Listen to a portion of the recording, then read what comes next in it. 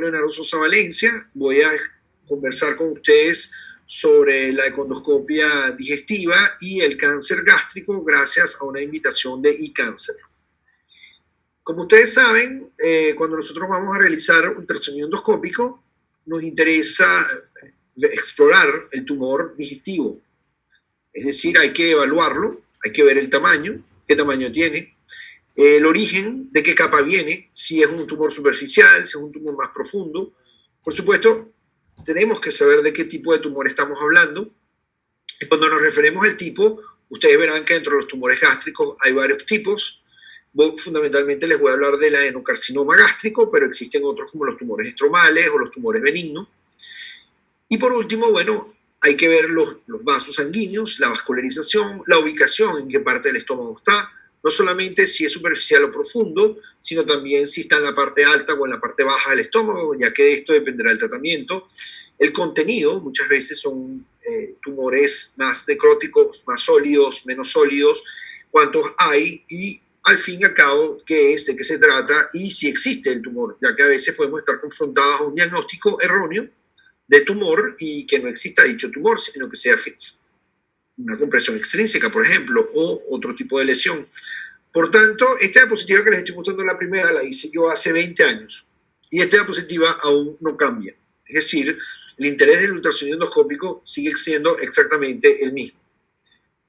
Ahora bien, en relación al cáncer gástrico, sabemos que sigue siendo la segunda causa de muerte dependiendo de cada país del mundo y la estadificación precisa del cáncer gástrico es un requisito indispensable para determinar la terapia adecuada.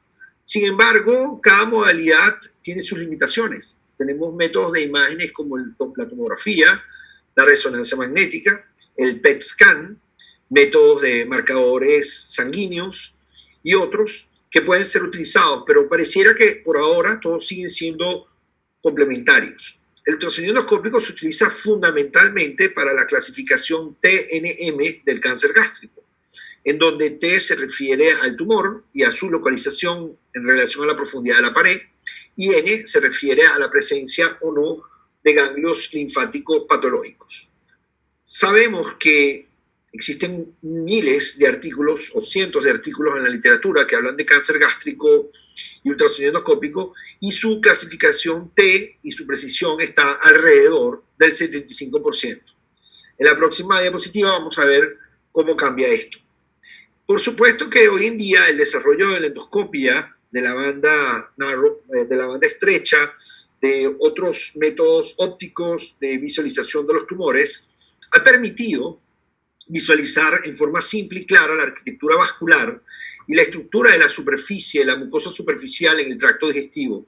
Y esto, como método hoy en día de clasificación T, es muy importante. Hace unos años no teníamos estos métodos y hoy en día este método de clasificación por luz normal o filtros que se aplican a la luz permiten establecer un diagnóstico de profundidad mucho más certero que el ultrasonido endoscópico, y es por esto que el ultrasonido endoscópico ha pasado a un segundo plano en la clasificación T, en lo que se basa a la lesión como tal y en la afectación en profundidad. Aquí vemos recientemente un trabajo que salió publicado de 149 pacientes. Todos estos pacientes fueron operados. Y cuando uno tiene un trabajo donde todos los pacientes con cáncer gástrico los operaron y 33 de ellos tenían cáncer gástrico temprano, son cifras muy importantes ya que nos permiten exactamente evaluar el ultrasonido endoscópico que se hizo antes de operar al paciente. Y como vemos, aquí el nivel de exactitud T está alrededor del 80%, y dependiendo si estamos hablando de un T1 o un T2 o un T3 o un T4, vemos cómo los números varían entre 70 y 80%, incluyendo hasta un 88% en los T3. Y es esta variabilidad de estos números que hace tan importante el ultrasonido endoscópico, porque cuando tenemos un T3, que tenemos una lesión avanzada, nos interesa saber efectivamente que esta lesión es avanzada para no caer en un tratamiento superficial de la lesión. Y cuando tenemos una lesión superficial, nos interesa saber si la lesión toca o no toca la muscular propia, para poder determinar si este tratamiento debe ser solamente superficial o debe ser lo que se llama full thickness resection, o sea, una resección de toda la pared de la lesión. Por tanto, tenemos varios puntos importantes. El ultrasonido endoscópico permite diferenciar un carcinoma temprano de avanzado con una eficacia o una exactitud del 95%. Y esto es clave, porque de esa forma sabremos cómo tratarlo. Además, permite diferenciar si este carcinoma temprano está en la mucosa o en la submucosa, que son dos partes de la pared. Pero esto llega a un 63%. Es por eso que hoy en día los métodos ópticos de endoscopia convencional tienen mayor sensibilidad en poder detectar esta separación entre mucosa y submucosa y han suplantado el ultrasonido endoscópico debido a este 63% del ultrasonido endoscópico. Por otro lado, la diferenciación entre mucosa y submucosa puede estar entre 52.9% y 75%. Fíjense la diferencia que existe y sigue existiendo en poder aclarar con el ultrasonido endoscópico si la lesión pasa de la mucosa a la submucosa. Hoy en día lo que se hace es que cuando el paciente tiene una lesión en el estómago, se hace la luz óptica normal, se hacen los filtros ópticos y en ese momento, si la lesión es considerada estrictamente mucosal superficial, es muy posible que la lesión sea resecada sin ultrasonido endoscópico y que posteriormente, al analizar la lesión desde el punto de vista histológico, si hubo un error en la apreciación y la lesión es más profunda, en ese momento el ultrasonido endoscópico sería importante para la evaluación ganglionar de la lesión. Ahora bien, si la imagen endoscópica demuestra que efectivamente la lesión es más submucosal, ya sea en su parte superficial o mucosal profunda con dudas en invasión en la submucosa, en ese momento el ultrasonido endoscópico también jugaría un rol importante preoperatoriamente para poder establecer esta diferencia, aclarar si efectivamente la submucosa está invadida y finalmente evaluar los ganglios. Cuando nos referimos a evaluar la profundidad, fíjense que el ultrasonido endoscópico tiene en las lesiones protuidas y en las lesiones planas un 100% de capacidad de hacerlo. Por supuesto, cuando la lesión está deprimida, baja a un 58%. Esto significa que la forma de la lesión también influye en la estadificación y en la clasificación T de la misma.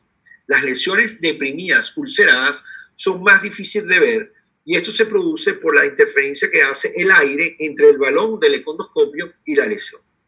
Por último, la profundidad en relación al tipo de tumor, si es diferenciado o indiferenciado, también va a variar, fíjense.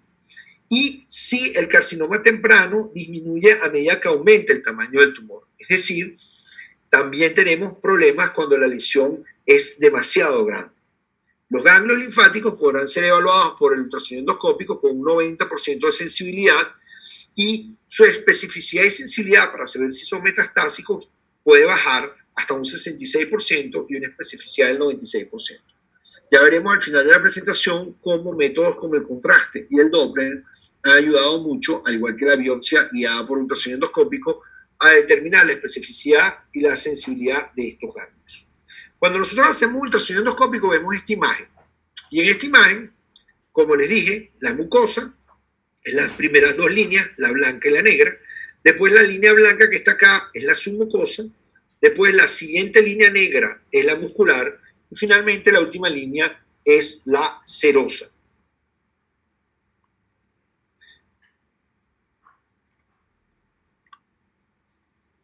Perdón.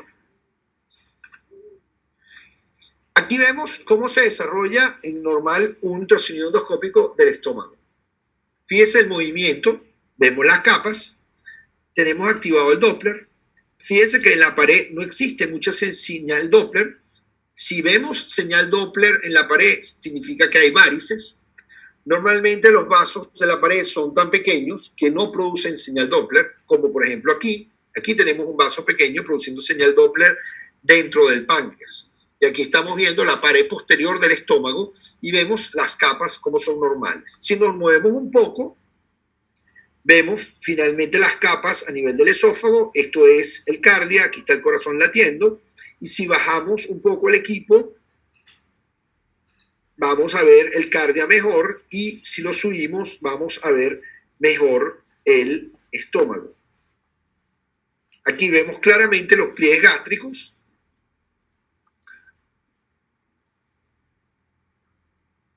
Fíjense las capas como son. La submucosa es la línea blanca. Por eso es que es tan importante esta capa blanca, que es la submucosa, y la capa negra, que está acá, es la muscular propia. Nótese los pliegues del estómago como son normales. Esta es la cara posterior y esta sería la cara anterior. Aquí enfrente tenemos el hígado y aquí atrás tenemos el páncreas, y estamos en la parte media del estómago. Cuando nosotros hablamos de cáncer gástrico, queremos saber si es temprano o avanzado. Temprano significa una lesión que va de T1 a T1 avanzado, pero ya cuando la lesión es T2, ya hablamos de cáncer avanzado. T3 es cáncer avanzado y T4 es cáncer avanzado. La diferencia básica entre esto es que T3 y T4 se salen de la pared del estómago y T2 se mantiene dentro de la pared. Sin embargo, a pesar de varios estudios que abordan este tema, no existe un consenso sobre el papel del ultrasonido endoscópico en la práctica clínica habitual. Cuando a continuación, en la próxima parte de la presentación, vamos a ver un poco cómo son las imágenes de ultrasonido endoscópico. Este diagrama fue hecho por mi abuelo, el doctor Joel Valencia Parparsén, quien en los años 50 estudiaba mucho el cáncer gástrico, y aquí vemos una lesión superficial de cáncer gástrico hecho con un dibujo artesanal. En esta imagen vemos el ultrasonido endoscópico, y si la lesión está solamente en esta parte de la pared, es un cáncer temprano.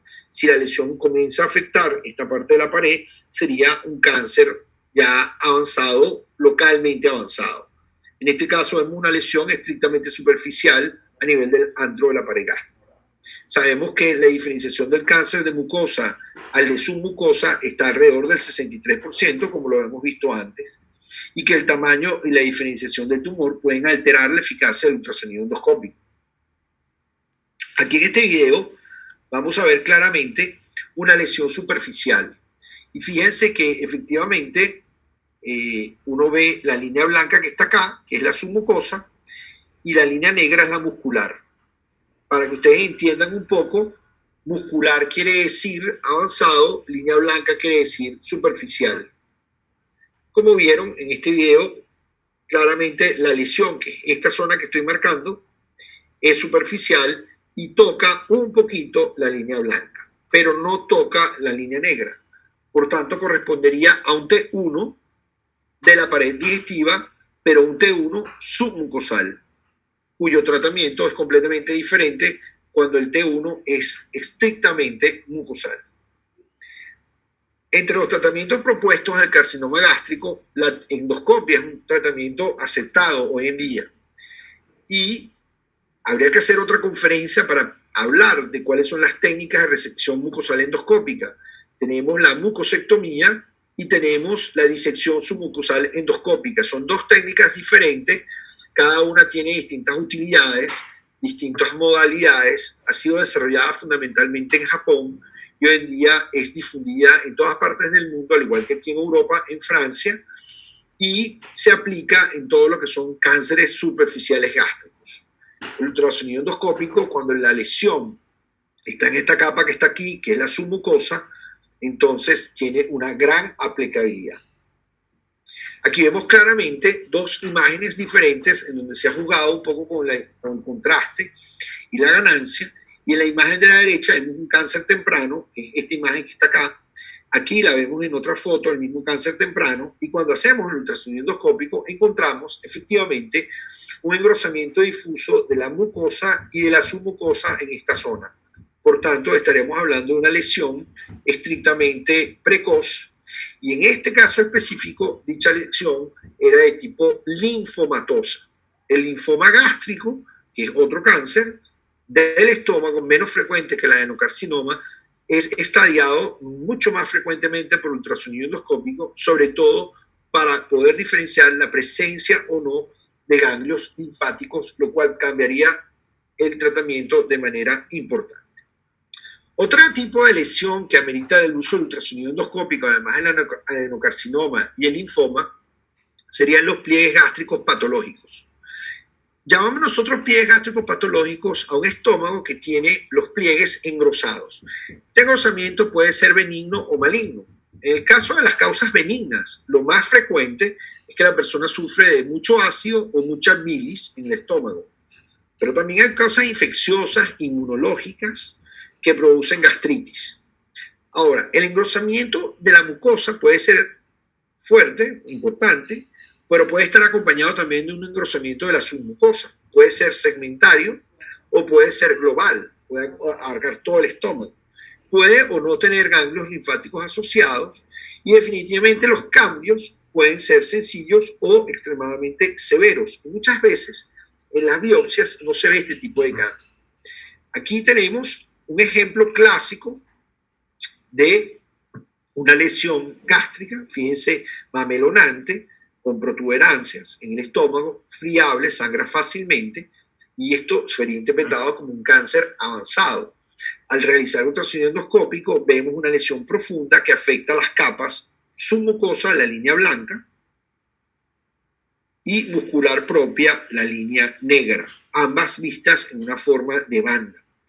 Este tipo de imagen es clásica de un adenocarcinoma indiferenciado infiltrante con células muy anaplásicas, muy alteradas. Y esto es lo que nosotros conocemos como linitis gástrica. La linitis gástrica es una enfermedad de tipo adenocarcinoma muy agresiva, donde el descubrimiento se hace en forma tardía y donde el ultrasonido endoscópico tiene una aplicación muy importante, ya que al ver este tipo de zonas así y hacer biopsias, muchas veces pasa esto. Estamos en presencia de un cáncer avanzado, hacemos una biopsia y resulta que la biopsia se reporta como una inflamación severa. Y aquí tenemos un problema porque no podemos mandarle a hacer una gastrectomía a una inflamación severa. Esta técnica que se está viendo aquí es la técnica de biopsia sobre biopsia. Y muchas veces la técnica de biopsia sobre biopsia no da resultados a favor de cáncer. Y es el ultrasonido endoscópico el que nos va a permitir hacer el diagnóstico definitivo. Aquí, por ejemplo, tenemos otro video donde vemos este aspecto de pliegues gástricos gruesos. Véanse que a veces estos pliegues están ulcerados. Véanse los pliegues como tienen casi 6 o 7 veces el tamaño normal. Y muchas veces en la superficie existen estas irregularidades con áreas rojas y áreas blancas diferentes en todo el estómago. Este tipo de aspecto endoscópico a la biopsia puede reportar una gastritis severa y puede hacer que el médico, si no realiza un ultrasonido endoscópico, se equivoque y deje pasar un cáncer infiltrativo que es negativo a la biopsia superficial.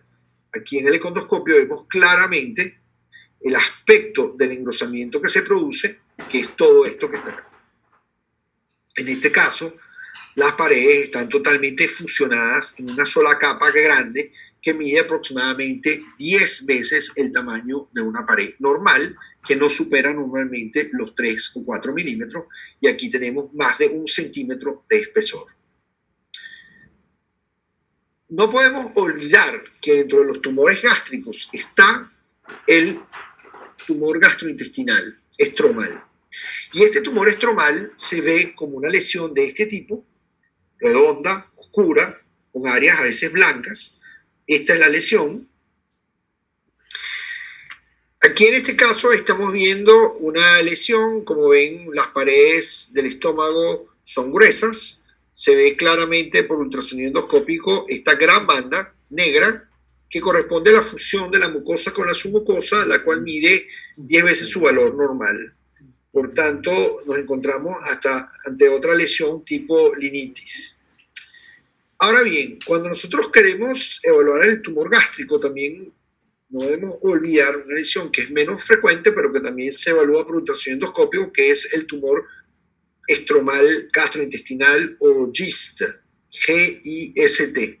Este GIST se ve como esta imagen negra, oscura, que viene fundamentalmente de la cuarta capa. Aquí vemos claramente la capa muscular que se abre y produce esta lesión redonda, y esta lesión redonda va a ser biopsiada por ultrasonido endoscópico, y cuando hacemos la biopsia por ultrasonido endoscópico, como la observamos en esta diapositiva, aquí está la aguja es esta que sale, y vemos este tipo de células. Podemos confirmar que estamos en presencia de una lesión tipo GIST, y dependiendo del número de mitosis en esta biopsia, dependerá también el tratamiento de esta lesión. Para no seguir hablando de lesiones tipo GIST o tipo linitis, vamos a volver otra vez a nuestro adenocarcinoma clásico. Y aquí tenemos una forma de adenocarcinoma de forma protuberante. Recuerden que la forma protuberante, para verla por ultrasonido endoscópico, es más fácil que la forma deprimida o ulcerada. Y aquí efectivamente vemos con estas imágenes cómo las imágenes son muy bonitas y efectivamente permiten ver este engrosamiento que afecta a la capa superficial, la capa blanca, la segunda, la submucosa, y finalmente la capa negra o profunda muscular propia. Esto sería lo equivalente a un T2 gástrico, y al ser un T2, entonces ya esta lesión sería excluida del tratamiento endoscópico y el tratamiento sería quirúrgico, y sería ya considerada una lesión avanzada y no una lesión temprana. Aquí vemos esa lesión en este video, como normalmente, esta es otra, ¿no? Esta es una que no es protuida, sino más bien plana ulcerada. En este tipo de lesiones plana ulcerada, la imagen ecográfica es diferente, es más difícil de verse por la interposición del aire. Como verán ahorita, cuesta un poco más ver la lesión que como antes. Aquí la lesión aparece es acá. Y como verán, esta parte de la pared aquí es completamente normal, donde están las 5 capas que ya he descrito anteriormente. Si seguimos viendo el movimiento, esta ecoendoscopia, vemos como aquí hay estas imágenes que hacen así, ese es el aire, y es por eso que este tipo de lesiones planas deprimidas son más difíciles de evaluar y por tanto de decir finalmente si es un T1, un T2 o más bien un T3. En este caso, la lesión pareciera más un T2 avanzado, ya que está afectando las capas, la capa esta negra que está aquí abajo, y en algunos momentos pareciera pasar la capa negra, pero se hace difícil. Este es el lado contralateral para mostrarles cómo se ven las paredes desde el punto de vista normal al otro lado de la lesión. Fíjense que no tiene nada que ver con la imagen que les había mostrado previamente. Igual el grosor no excede los 4 milímetros de la pared. Si vemos otra lesión ya más clara, vemos esta, y en esta lesión podemos identificar el engrosamiento de la pared. Fíjense cómo se ve el engrosamiento, cómo se ve la capa muscular, y en esta capa muscular, la interna y la externa, y nótese claramente cómo la capa muscular está aquí completamente infiltrada, con la línea que la separa rota. Esto es una lesión protruida. En las lesiones protruidas, las imágenes de econdoscopia son de más fácil interpretación, y es por eso que las cifras que les mostré antes son mejores que cuando la lesión es deprimida. Fíjense la imagen de la lesión, fíjense los pliegues gástricos en este sitio, y cómo esta lesión, fíjense, vemos claramente la muscular, y en la muscular vimos claramente cómo esa muscular que está acá está totalmente invadida, no solo en su capa profunda, su capa superficial circular, sino en su capa profunda longitudinal. Es decir, que la muscular ha sido totalmente invadida. Sin embargo, no sobrepasa la capa muscular la lesión, y durante todo el examen esta última línea blanca se ve totalmente indemne. Por tanto, esta lesión corresponde más a un T3 incipiente. Podemos utilizar en estos métodos la elastografía. La elastografía es un método que permite evaluar la dureza de la lesión. La elastografía se desarrolló inicialmente para ver el hígado. Nosotros lo usamos mucho para ver el páncreas, y también la podemos usar para estadiar una lesión. Fíjense que aquí se ve claramente cómo esta parte de aquí es más blanda y por eso es roja, y esta parte de aquí es más dura y por eso es azul, y esto corresponde, la parte azul, al tumor. Es decir, que todo esto es tumor y todo esto es pared sin tumor. Aquí vemos claramente la línea que se separa acá, que no es más que la línea del tumor, sin invadir en profundidad la serosa. En estos casos, la elastografía nos puede ayudar un poco a saber exactamente hasta dónde llega la lesión. También podemos chequear los ganglios linfáticos que están alrededor de la lesión y existen características ecográficas que nos permiten establecer si el ganglio es maligno o no. Fíjense, aquí vemos dos ganglios linfáticos. Estas dos pelotitas oscuras negras son ganglios linfáticos que están fuera del estómago, cerca del tumor. Cuando estos ganglios tienen estos bordes así difusos y tienen este centro blanco, son ganglios que son probablemente ganglios que se están defendiendo del tumor, lo que nosotros llamamos ganglios reactivos, es decir, se activan para luchar contra el cáncer. Pero llega un momento que este ganglio puede perder la batalla, ser infiltrado por el tumor, y en ese momento el ganglio se llama metastático o metastásico, y en ese momento el ganglio cambia de forma y de color y de todo. Y fíjense, les voy a mostrar aquí a la derecha uno que es metastásico, que le estamos colocando una aguja adentro para hacer el diagnóstico definitivo, y aquí a la izquierda mía, o sea a la derecha de ustedes, uno que no es metastásico. También podemos hacer la elastografía, y cuando hacemos la elastografía vemos cómo esos ganglios son verdes y tienen algunos puntos rojos. Ese color verde o rojo del ganglio significa que el ganglio es blando, por tanto es un ganglio que no pareciera estar infiltrado por cáncer. Aquí vemos el ganglio diferente y vean cómo el ganglio ahora es más redondo, ya no tiene el centro blanco, este es otro ganglio, y tenemos una aguja que está entrando adentro muy pequeña que permite biopsiar este ganglio, que puede ser que mida 8 milímetros, y hacer un diagnóstico de positividad. Si ese ganglio metastático, por ejemplo, está en el cuello, y el paciente tiene un cáncer en el estómago, en el cardia, o sea, en la parte más proximal del estómago, este ganglio sería considerado como una enfermedad metastática a distancia y el paciente automáticamente está catalogado como un estadio 4. Es decir, la presencia o no de ganglios a distancia y la posibilidad de evaluarlos por ultrasonido endoscópico, tanto con elastografía, contraste, Doppler, y al mismo tiempo hacerle una biopsia si uno tiene dudas y hacer un diagnóstico positivo de cáncer, es muy importante, ya que no es lo mismo tener un tumor localmente no avanzado a un tumor localmente no avanzado con una metástasis a distancia. Y a distancia vale decir, por ejemplo, en la arteria celíaca o, por ejemplo, en este caso, en el cuello del paciente. Fíjense cómo uno puede tomar esa biopsia de este ganglio que es extremadamente pequeño y haciendo estos movimientos de entrar y salir, uno logra colocar material dentro de la aguja que es capaz posteriormente de mandar a un anatomopatólogo para ser evaluado. Aquí tenemos el ganglio después de la biopsia y este ganglio está cerca de la aorta. Es un ganglio que está en una posición relativamente difícil. Porque hay otro punto muy importante de los ganglios. Si este paciente tiene un ganglio a distancia del tumor, podría indicar la necesidad de hacer una resección gástrica con una resección ganglionar extendida hasta D3, como llaman los cirujanos. Convencionalmente, la mayoría de los pacientes que son operados por cáncer gástrico reciben una D2 y en algunos casos una D1.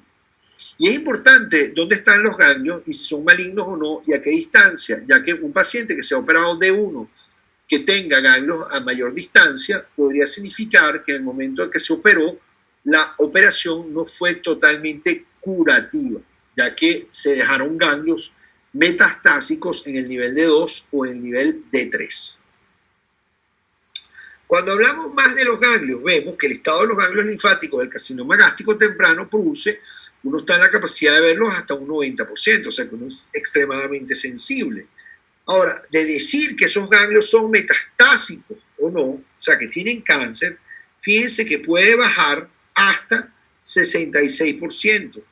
Es por eso que nosotros estamos obligados a utilizar otros métodos para la estadificación ganglionar, como la aguja, por ejemplo, como el contraste, por ejemplo, o el Doppler, o, por ejemplo, la elastografía.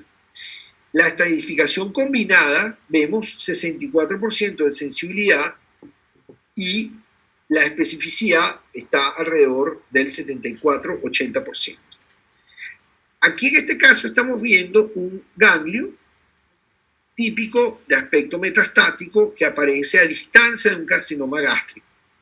Y aquí está el ganglio. Vean las características. El ganglio es redondo, los bordes están nítidos y la imagen se ve como una pelotica negra, es decir, es hipoecógeno de manera importante. Y está dentro de la grasa, que es toda esta cosa blanca, esta imagen blanca que se ve, la grasa perigástrica. Y cuando hacemos una biopsia, estas son las células que van a salir, que son células de cáncer, de adenocarcinoma. También tenemos que, desde el punto de vista esquemático, ¿dónde están estos ganglios? Bueno, aquí vemos la aorta, esta es la arteria celíaca, de la arteria celíaca viene la arteria esplénica y la arteria hepática, y esto está detrás del estómago. Fíjense, aquí en esta representación a la derecha se ve claramente el estómago levantado, y esta zona corresponde a esta zona. Pues la posibilidad de tener un tumor, por ejemplo, en la parte alta del estómago, por acá, y tener un ganglio acá, significará lo que yo les había explicado entre un D1 o un D3. Y si este ganglio que está aquí pegado a la aorta, o un poquito más abajo, pegado al nacimiento de la arteria mesentérica superior, es maligno, entonces el cirujano estará obligado a hacer una resección ganglionar mucho más extensa, más complicada, con mayores complicaciones y mayor morbilidad. Por eso es que en estos casos hay que estar seguros de que efectivamente el ganglio es maligno y no un ganglio simplemente de reactivo o reaccional ante un cáncer. Aquí vemos algunas imágenes de ganglio. Por ejemplo, el cáncer está aquí en la pared del estómago. Esta es la capa submucosa muy engrosada. Y este ganglio redondito que parece un ojo de búho es clásicamente un ganglio metastático, y este también es otro ganglio metastático. Si vemos, por ejemplo, en este caso, también vemos cómo hay un engrosamiento con un cáncer en la pared. Este tipo de engrosamiento es más clásico de las infiltraciones linfoproliferativas que de las infiltraciones de adenocarcinoma. Las alteraciones de la pared se ven así, como granular o como zonas ulceradas, y los ganglios se ven de esta forma, en esta manera. Muchas veces las alteraciones pueden ser de este tipo, donde las capas se fusionan. Aquí marqué un poco dónde está la lesión para que la pudieran ver. Es una lesión deprimida, ulcerada, y efectivamente vemos que en esta parte de la imagen la lesión está entre las líneas blancas. Toda esta zona. Fíjense que a veces no es fácil ver las lesiones, pero si vemos de este lado, vemos claramente las paredes normales, con sus 5 capas. Esa imagen que está aquí, de este lado, se ha perdido completamente. Ahora, en esta otra foto, sencillamente la lesión cambió de sitio y ahora es al revés. De este lado tenemos la pared normal y de este lado tenemos la pared totalmente alterada. Fíjense que muchas veces la imagen no es tan fácil de ver, pero en ambos casos tenemos la lesión moviéndose dentro del estómago, porque eso es otra cosa que es importante. No necesariamente la lesión va a estar en un solo sitio, sino puede estar afectando la curvatura menor, pero también la curvatura, la parte posterior, o la cara anterior en una zona y la cara posterior en otra, porque las lesiones pueden tener cierta conformación 3D dentro del mismo estómago que las hace aún más difíciles de evaluar. Aquí, por ejemplo, vemos el clásico ejemplo de los ganglios linfáticos malignos. Vean cómo son redondos, negritos, fíjense varios de ellos, y este, por ejemplo, que tiene unas características aún más claras. Ya para terminar la presentación sobre carcinoma gástrico y econdoscopia, mis últimas 3 diapositivas son muy claras. La primera es para indicar que la utilidad del Doppler. Hace muchos años la utilidad del Doppler se comenzó a utilizar en la evaluación de los ganglios linfáticos en cáncer, y en este trabajo se evaluaron 111 pacientes, a todos se le hizo ultrasonido endoscópico con contraste, y se obtuvo que el diagnóstico definitivo para los ganglios linfáticos mediante una biopsia guiada por econdoscopia y cirugía fueron estos resultados. Fíjense que cuando estos pacientes se evalúan con Doppler, vemos claramente que hay varios tipos de patrón de Doppler. Por ejemplo, hay un patrón que se llama el flujo ilionodal. Eso quiere decir que el flujo se ve en el centro y se ve básicamente en ganglios benignos, hasta un 73% en este grupo de pacientes. A veces el flujo puede ser principalmente periférico, como en este caso, y cuando el flujo es periférico, la lesión tiende a ser más maligna, 24%. Y a veces el flujo es mixto, que es lo que más se ve en las lesiones malignas, donde el ganglio tiene una parte infiltrada por cáncer, otra parte no está infiltrada por cáncer porque está siendo reactivo, y por tanto el ganglio tiene los dos patrones, el patrón central y el patrón periférico. Es lo que se llama un patrón mixto. También los ganglios que no tienen ningún tipo de flujo, en su mayoría pueden ser malignos. Sin embargo, en esta serie, algunos de estos ganglios sin flujo fueron benignos. Pero esto podría explicarse por un falso negativo de la técnica, ya que, por un falso positivo, perdón, de la técnica, ya que en realidad, a veces si el tamaño del ganglio es muy pequeño, puede no emitir ningún tipo de flujo. En conclusión, con respecto al flujo del Doppler, yo de rutina le hago Doppler a todos los ganglios linfáticos que me encuentro, y más si pienso que son malignos, ya que el Doppler de hoy en día, que ha evolucionado mucho en la condoscopia, es muy útil y permite efectivamente ver este flujo vascular. Si es central, habla de un ganglio reactivo; si es periférico o mixto, habla de un ganglio maligno. Obviamente, nosotros siempre tratamos de confirmar este diagnóstico con una biopsia si el caso lo amerita. Por último, el contraste. Nosotros estamos acostumbrados a utilizar contraste también en estos pacientes que tienen ganglios linfáticos malignos a distancia, y sabemos que el contraste es básicamente la presencia de pequeñas bolitas de aire, y es aire lo que usamos para el contraste. Este aire va a entrar a través de los vasos capilares al ganglio, va a salir por los vasos venosos y va a demostrar un realce del ganglio.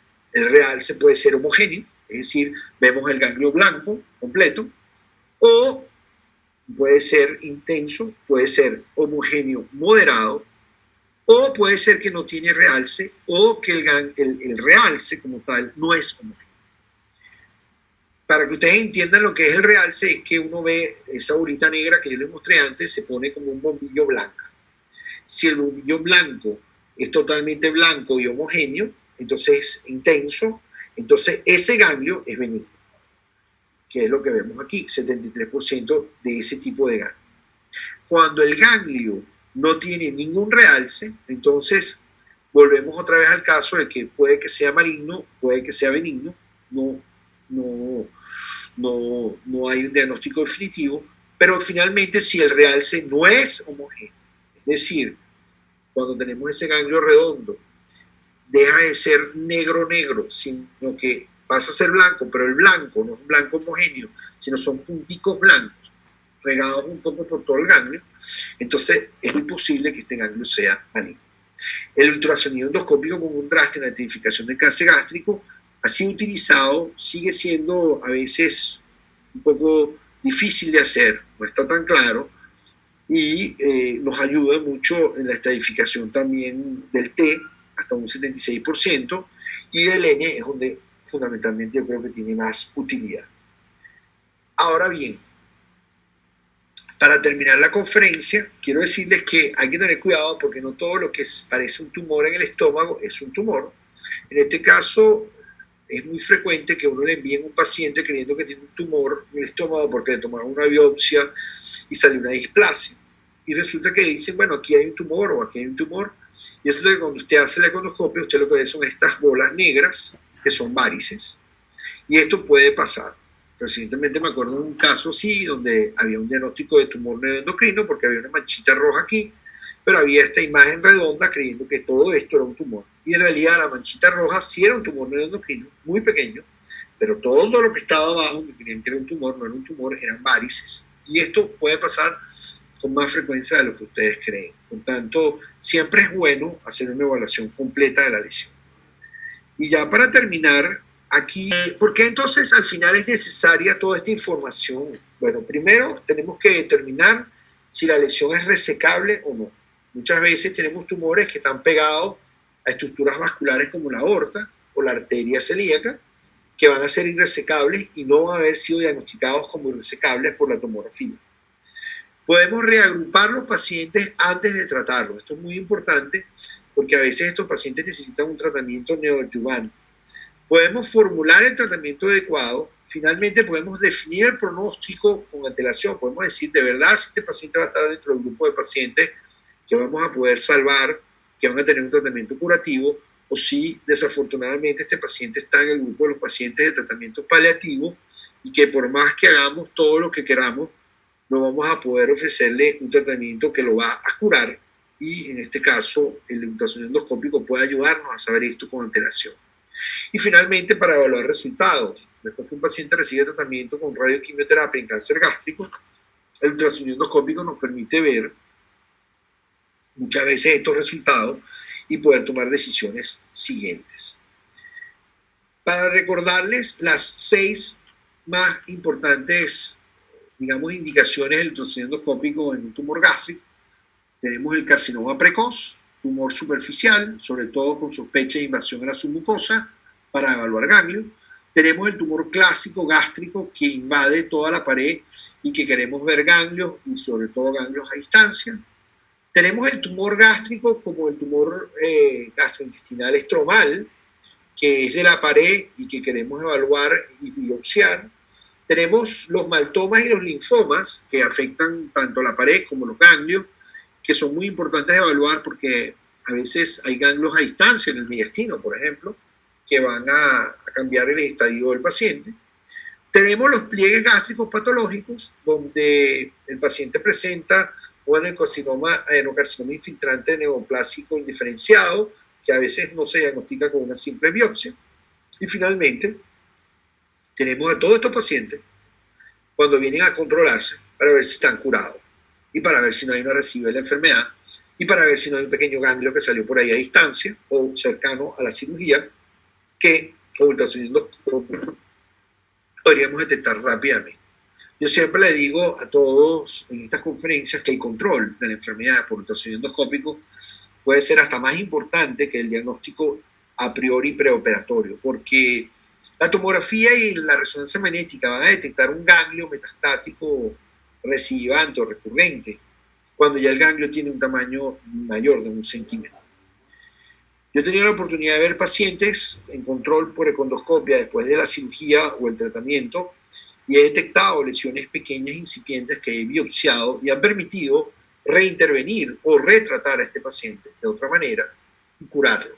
Yo creo que esto es un mensaje muy importante, ya que en la literatura hay muy poco material sobre este, y para mí el control de la enfermedad y el seguimiento con ultrasonido endoscópico a los pacientes que han tenido cáncer gástrico es un tema a desarrollar en el futuro en nuevos trabajos de investigación y de comparaciones, ya que yo creo que el ultrasonido endoscópico es mucho más poderoso como detector de lesiones incipientes recurrentes que otros métodos de imágenes, y tiene la gran ventaja que permite hacer una biopsia. Mi última diapositiva es para hacer un homenaje a mi abuelo, el doctor Joel Valencia Parparsén, que está aquí en esta foto cuando tenía un poco más de 40 años, y en esta foto que está como 2 años antes de morirse. El doctor Valencia murió hace más de 30 años, pero fue uno de los pioneros de la gastroenterología en Venezuela y en América, en el continente americano, y diríamos que fue el pionero también en estudios radiológicos y en estudios endoscópicos en América en los años 60, cuando empezaba la endoscopía digestiva, y fue un apasionado del estudio del cáncer gástrico. De verdad que muchísimas gracias por esta invitación.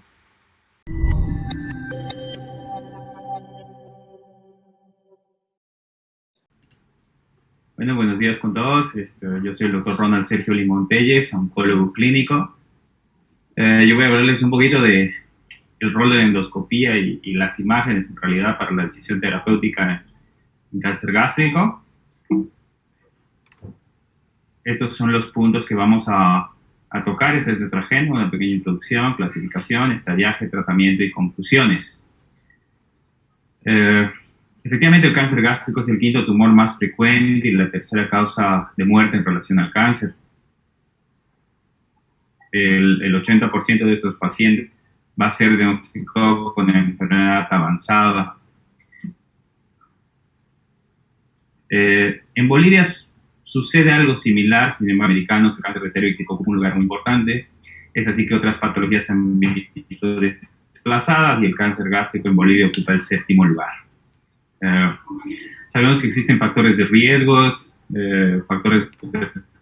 para desarrollar el cáncer gástrico, no solo los hábitos, sino factores genético-hereditarios que pueden influir en el desarrollo o predisposición para el desarrollo de cáncer gástrico. En cuanto a la patología, sabemos que el adenocarcinoma representa el 90-95% de los tumores. Se encuentran otras variedades como los carcinomas escamosos o indiferenciados y los no clasificables, y están además los carcinoides o los linfomas.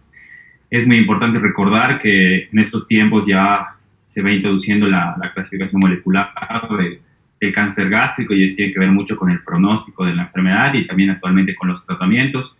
Posiblemente más adelante vamos a ver que esta clasificación molecular se va a introducir también a la radiología, y dependiendo del tipo de alteración genética probablemente pueda corresponder a algún tipo de estudio diferente a los que tenemos al día de hoy.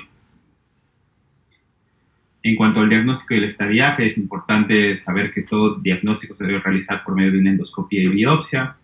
Tenemos distintos estudios de imágenes que nos ayudan a estadificar al paciente. En este caso, las tomografías es lo más accesible en la mayoría de lugares. La ecografía endoscópica es muy importante. Esto puede cambiar la conducta también. Sobre todo, es un método muy utilizado en América y en Europa. La laparoscopía y el lavado, eso se realiza de forma no convencional. Sin embargo, se realiza en el intraoperatorio. Y en la mayoría de casos podría ser el PET una herramienta muy útil. Sin embargo, no se encuentra disponible en todos los países, o el acceso en la parte pública es limitado. Entonces, ¿qué teníamos antes de todas las imágenes? Pilar importante en todos los estadios. Efectivamente, veíamos Mayorskaya mucho más radical. Esto viene desde 2007, una revisión retrospectiva muy larga de 10 años desde que empezó a realizarse tratamientos radicales para el cáncer gástrico. Sin embargo, este fue un primer estudio en el 2011 donde demostró que la ecografía endoscópica fue introducida como una herramienta estándar de diagnóstico después de 1970, que nos permitió identificar y clasificar de mejor manera los tumores gastrointestinales. Aquí nos podía proveer información en cuanto al compromiso ganglionar, la morfología ganglionar, y adicionalmente nos podía cambiar los estadios para tener una mejor conducta terapéutica. Esta es una imagen precisamente del 2011 de la ecoendoscopía y la endoscopía normal, viendo que se puede clasificar y se puede identificar mejor la morfología de un compromiso ganglionar. Puede cambiar el estadio en un 60-90% en relación al tamaño tumoral, y en un 50-80% en cuanto al compromiso ganglionar.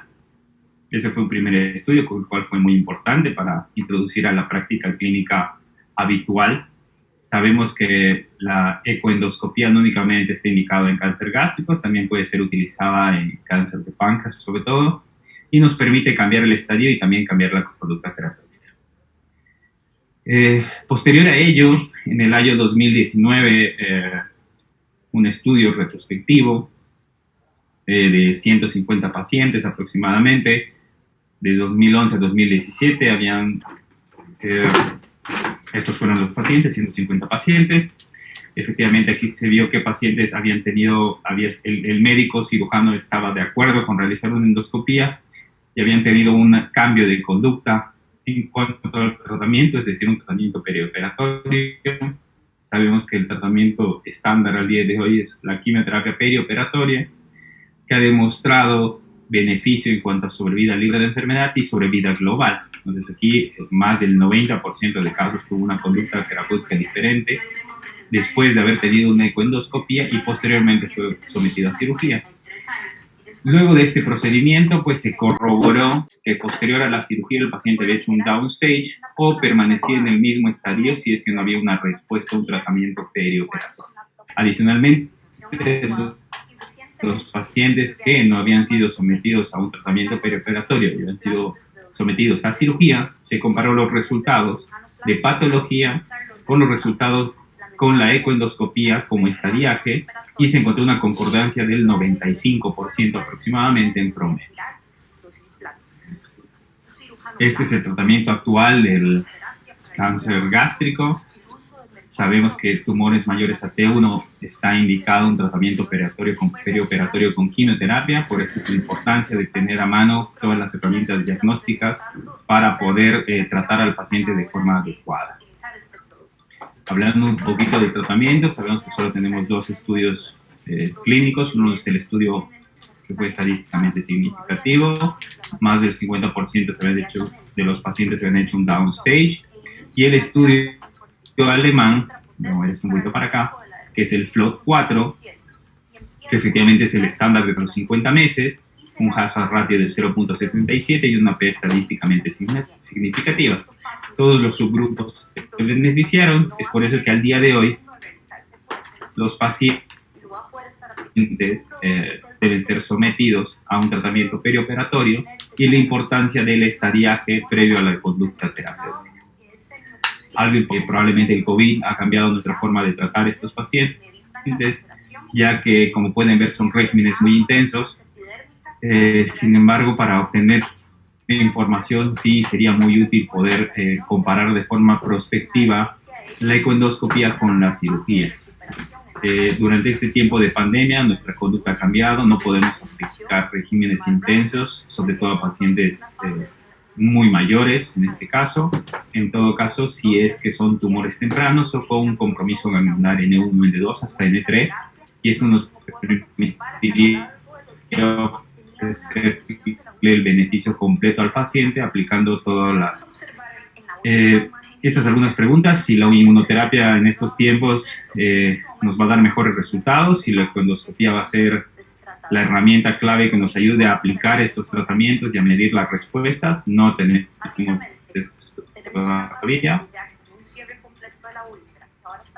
Creo que como conclusiones, endoscopía gástrica tiene una sensibilidad entre el 70 y 90%, con el tamaño tumoral, un 80-90% del compromiso ganglionar. Es un método accesible y seguro en lugares en los cuales no se tenga acceso a PET, sobre todo en la parte pública y privada en muchos casos, como es el caso de un país que no tenemos el PET. Podría cambiar la conducta terapéutica aproximadamente en 90% de los casos. Los datos actuales apoyan que la ecoendoscopía podría integrarse como un procedimiento de rutina para estadificación preoperatoria del cáncer gástrico. En el cáncer gástrico temprano, la ecoendoscopía puede diferenciar la diferenciación de la mucosa y submucosa antes de la resección, lo cual es muy importante.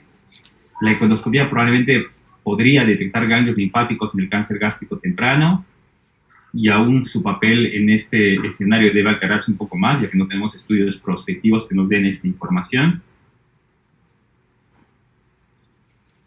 La ecoendoscopía es más precisa que la tomografía para el diagnóstico de ganglios linfáticos, nos permite caracterizar mejor la morfología de los ganglios, luego de un tratamiento perioperatorio para ver la respuesta no solo clínica, sino radiológica, no tenemos estudiado. Es un campo a investigar en este momento. Bueno, yo con eso les doy las gracias. Les hablé un poquito de la ecoendoscopía en cáncer gástrico. Espero que haya sido de mucha utilidad.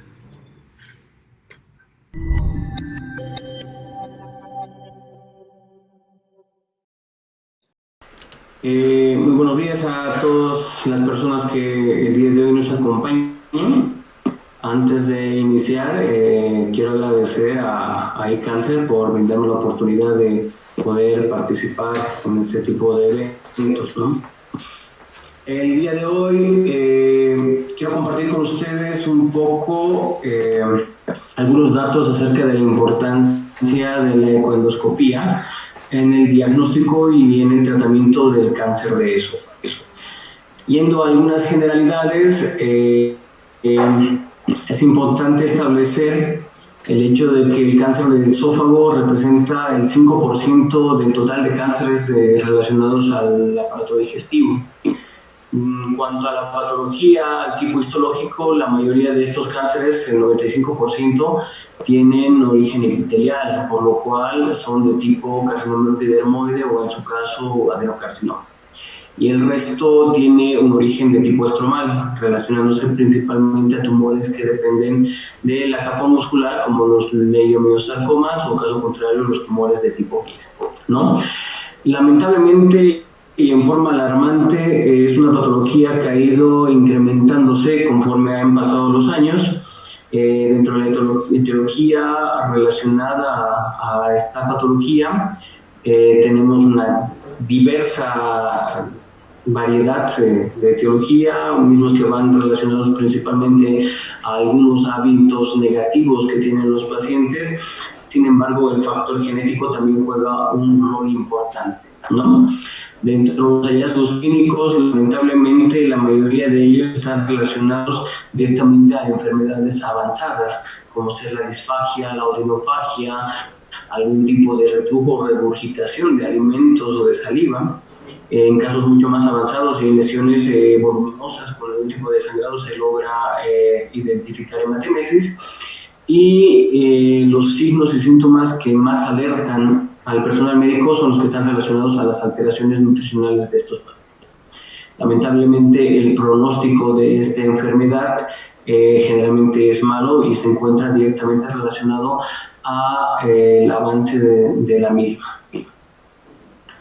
Para poder comprender en forma adecuada cuál es el rol de la encuendoscopía, debemos hacer una rememoración anatómica. El esófago es un órgano que mide entre 25 y 40 centímetros, dependiendo la constitución de los pacientes. Tiene una región de tipo cervical, una región mediastínica y una región inferior que suele ser tórax.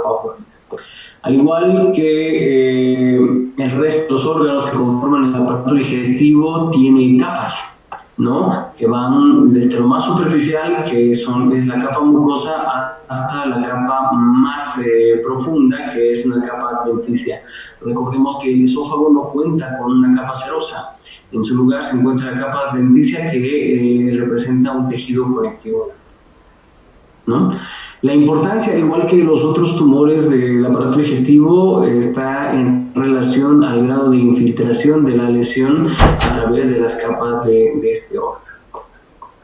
Es muy importante establecer el hecho de que la estadificación de tipo TNM para la identificación de estas lesiones es muy importante. Las lesiones, conforme van infiltrando las capas, logran tener unos rangos mayores de compromiso, y de la misma forma es importante establecer cuál es el grado de compromiso o si existe algún compromiso a nivel de los ganglios locorregionales. Y definitivamente la identificación de metástasis cambia completamente el pronóstico y el manejo de estos pacientes. La estratificación TNM además logra determinar cuáles son los tumores que tienen cierto grado de infiltración superficial frente a los tumores que tienen rangos de invasión mucho más profunda. La encuendoscopía además nos brinda el beneficio de poder identificar la presencia o la ausencia de compromiso ganglionar locorregional. Es muy importante además poder establecer una relación entre el estudio de ecoendoscopía y la clasificación TNM, ya que esta relación puede permitirnos identificar cuáles son las patologías, cuáles son los estadios iniciales que pueden beneficiarse de procedimientos de tipo endoscópicos frente a los estadios un poco más avanzados o intermedios que requieren en la mayoría de los casos cirugía de tipo radical, y lamentablemente los pacientes que tienen enfermedad mucho más avanzada son pacientes que no pueden beneficiarse de tratamientos quirúrgicos y en su lugar se puede optar de tratamientos de tipo paliativo o optar con el uso de quimioterapia o radioterapia y los beneficios de ambos tratamientos. Hasta este momento hemos visto cuáles podrían llegar a ser los beneficios de este estudio, pero en realidad, ¿qué es la ecoendoscopía? La ecoendoscopía no es más que la fusión de dos estudios de imágenes. Por un lado se encuentra la endoscopía digestiva, es el procedimiento invasivo por el cual a través de un fibroscopio se logra identificar lesiones a nivel del tubo digestivo. Se logra identificar las lesiones que se encuentran comprometiendo o infiltrando las capas más superficiales. El beneficio de la ecoendoscopía es que tiene un plus, ya que el mismo equipo de fibroscopía, un equipo ecográfico o de ultrasonografía que permite poder identificar en forma adecuada las 5 capas que conforman la pared del esófago, y el beneficio está relacionado directamente a la identificación de la posible infiltración de las lesiones a través de estas capas.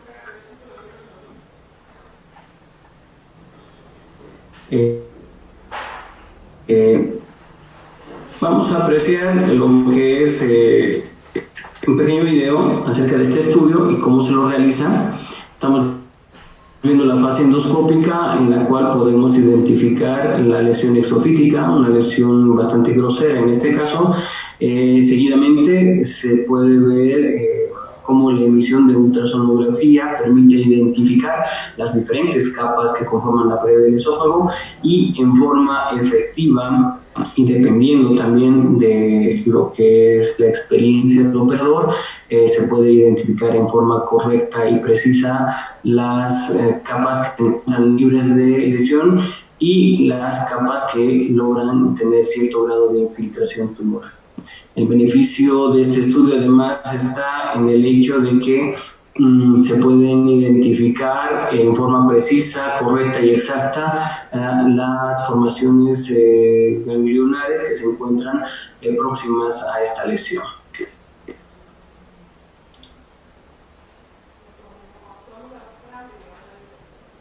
Hasta este momento hemos podido ver cuáles son los beneficios de la ecoendoscopía y cómo se realiza la misma, ¿no?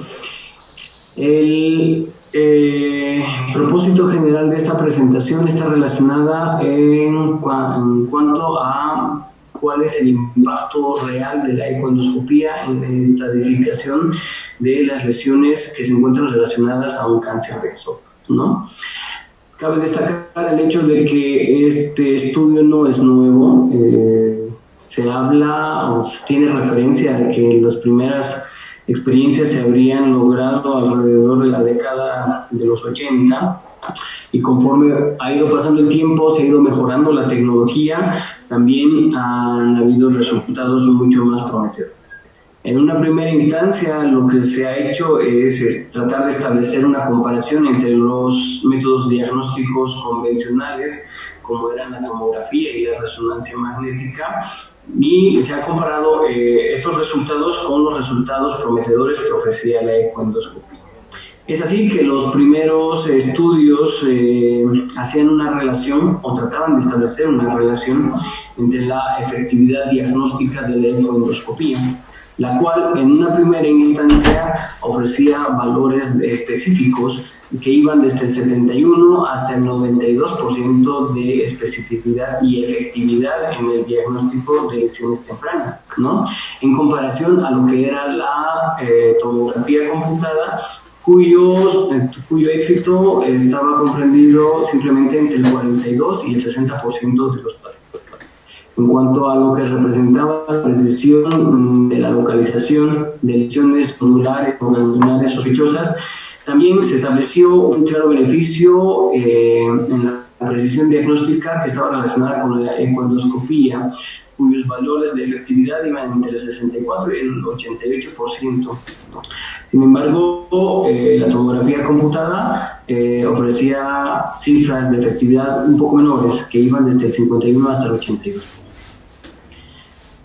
Ya al momento de tratar de establecer qué estudio era más beneficioso para identificar lesiones metastásicas a distancia, es un punto en el cual los métodos tradicionales, como ser la tomografía, tenían claramente un beneficio superior a lo que era la ecoendoscopía, ¿no?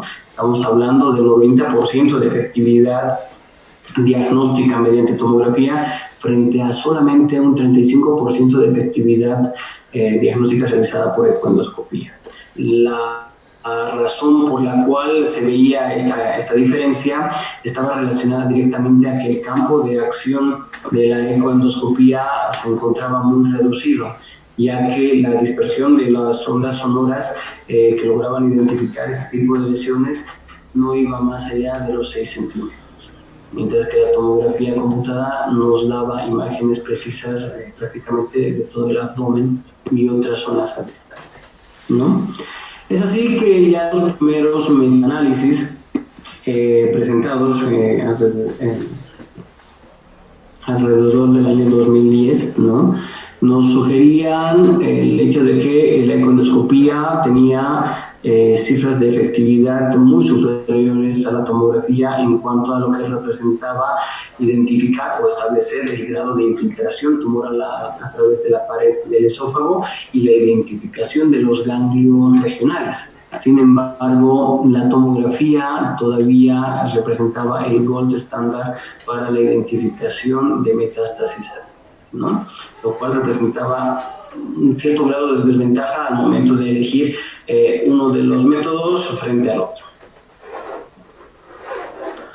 Hasta ese momento, los estudios que se presentaban estaban relacionados simplemente en comparar dos métodos de imágenes, ¿no? Ya algunos años después, conforme se fue mejorando la tecnología de los equipos para realizar estos estudios y mejorando la técnica y el entrenamiento de las personas que se encargaban de realizar estos estudios, se empezó a hacer estudios o investigaciones que se encontraban dirigidas a establecer cuál era la correlación patológica de los pacientes que habían sido sometidos a resecciones mucosas con estudios previos de ecoendoscopía. Es así que el año 2010 se presenta un primer metaanálisis en el cual se tomó en cuenta 12 estudios significativos y se trató de evaluar cuál era la resección patológica, los hallazgos patológicos frente a los hallazgos por ecoendoscopía. Y el resultado final de este metaanálisis concluyó de que tan solo el 65% de especificidad diagnóstica estaba en correlación a los hallazgos patológicos, ¿no? Prácticamente en forma paralela se habría realizado otro tipo de estudios. Tenemos un estudio en el cual se evaluó ecoendoscopía en 131 pacientes, ¿no? Tomando en cuenta que todos ellos tenían lesiones superficiales. Estamos hablando de lesiones de tipo T1A y T1B. Los resultados de estos exámenes endoscópicos mencionaban de que el 80% de los pacientes calificados como portadores de lesiones T1A no tenían algún tipo de infiltración a nivel de la submucosa. El otro 20% de los pacientes tenían no solamente uno, sino varios factores que hacían sospechar una infiltración de las capas más profundas, además de tener sospecha de infiltración ganglionar local. Al realizar una correlación histopatológica en forma sorprendente. Se pudo establecer de que aproximadamente un cuarto de los pacientes relacionados a estudios con sospecha de lesiones de tipo T1A tenían lamentablemente infiltración de las capas más profundas. Y en forma mucho más sorprendente se estableció de que más de la mitad de los pacientes catalogados con lesiones de tipo T1B no presentaban ningún tipo de lesión a nivel de la submucosa y mucho menos presentaban afectación ganglionar local. Es así de que estos estudios le habrían restado cierto grado de confiabilidad a la ecoendoscopia. Un año más tarde se publicó los resultados de un nuevo metaanálisis en el cual se incluyó 19 trabajos en diferentes centros de salud. Los resultados de este metaanálisis y las conclusiones determinaban de que la sensibilidad y la especificidad de la ecoendoscopía estaba en rangos que iban del 85 al 87% en los pacientes que presentaban lesiones de tipo T1A.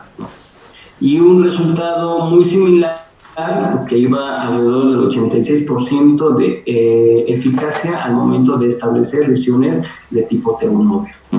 Es así que después de haber sido presentado este metaanálisis, diferentes escuelas, diferentes centros médicos habrían optado por establecer a la ecoendoscopía como un estudio de imagen adecuado con resultados bastante precisos como para poder ser tomado en cuenta en lo que es el diagnóstico de las lesiones malignas del esófago. Algunos años después se presentaron algunas investigaciones complementarias con el fin de brindarle algunos beneficios adicionales a la ecoendoscopía.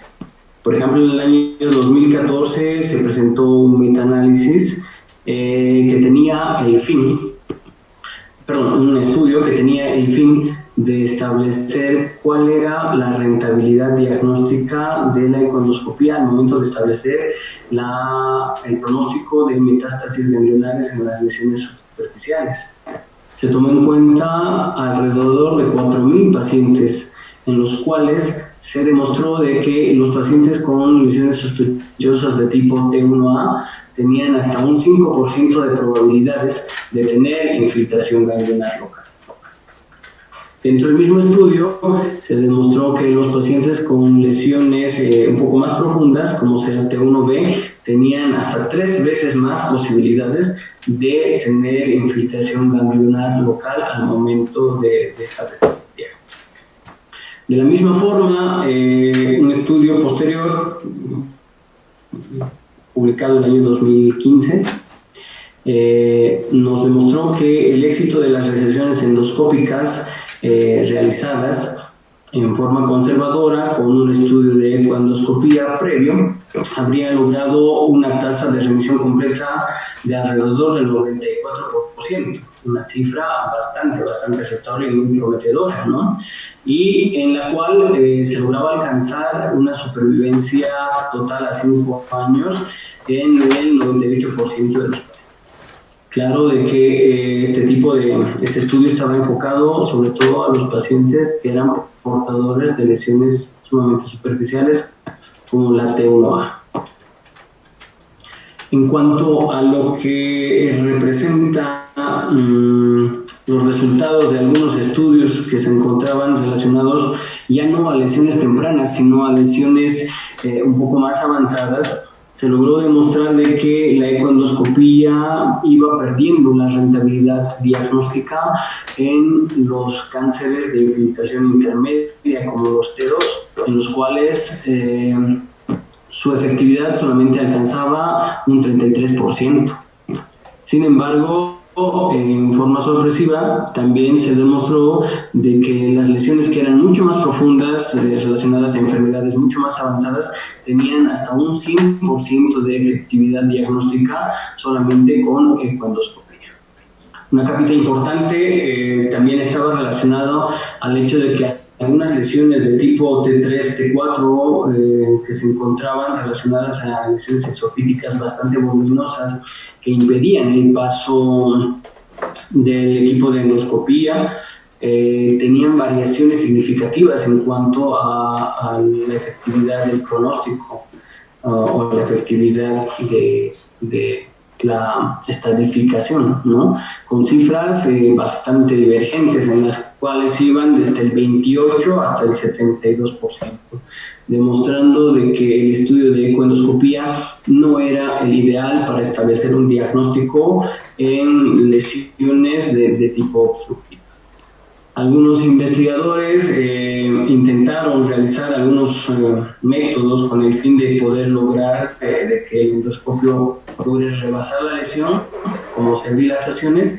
Sin embargo, los resultados no fueron muy prometedores y los falsos negativos en cuanto a la estadificación fueron sorprendentes, ¿no?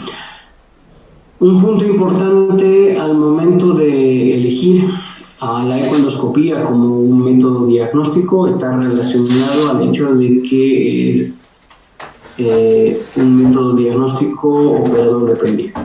Lo que quiere decir que va a influir mucho la experiencia de la persona que vaya a realizar este procedimiento, ya que las cifras de éxito o de fracaso diagnóstico se encuentran muy relacionadas al lugar y a los centros en los cuales se realiza este estudio. Se dice que mientras el flujo de pacientes sea mayor y de que el operador tenga un número de pacientes superior, también la tasa de efectividad en cuanto al diagnóstico va a ser más precisa. Se estableció incluso algún tipo de estudio para poder verificar cuál era la efectividad del operador del equipo de ecoendoscopía, demostrando de que aproximadamente después de 100 estudios realizados, el operador dependiente, el médico especialista operador iba a tener resultados superiores, ¿no? Ya dentro de las conclusiones podemos establecer el hecho de que en la actualidad la estadificación locorregional relacionada a la realización de una ultrasonografía endoscópica tiene gran valor pronóstico y es fundamental al momento de determinar cuál va a ser el tratamiento de estos pacientes. Todavía dependemos de la tomografía y de la resonancia como métodos que nos permitan establecer si existe o no metástasis a distancia. La ultrasonografía hoy por hoy aún tiene limitaciones, tanto tecnológicas como relacionadas al profesional que vaya a realizar el estudio, pero sin embargo se la considera como un estudio muy confiable al momento de establecer el diagnóstico y el estadio de la enfermedad, ¿no? Se debe tener en cuenta de que muchas veces las resecciones de tipo endoscópicas pueden llegar a ser de tipo terapéutica y en algunos casos en los cuales los hallazgos nos hagan sospechar de una enfermedad mayor, tienen un rol más diagnóstico que terapéutico. Y definitivamente el hecho de contar con un personal calificado nos va a dar mayor seguridad al momento de tomar en cuenta los resultados de este estudio y a través del mismo establecer los beneficios del tratamiento que vayamos a establecer en los pacientes, ¿no? Con esto hemos querido compartir con ustedes algún tipo de información de tipo puntual acerca del uso de este instrumento que es muy valioso al momento de establecer una estratificación adecuada en los pacientes portadores de cáncer de esófago. Muchas gracias.